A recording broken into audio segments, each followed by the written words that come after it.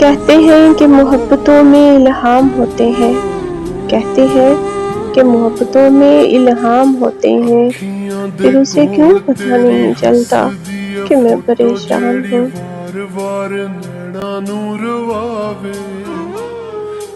आजा मेरे कोल मैनू दे तू दुआ, खोरे किते मेरी जान बच जावे।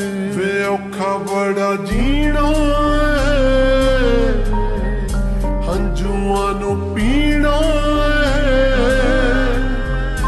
दिल दे सवाल बड़े, दस केड़ी गल्लों दित्ती है सजा।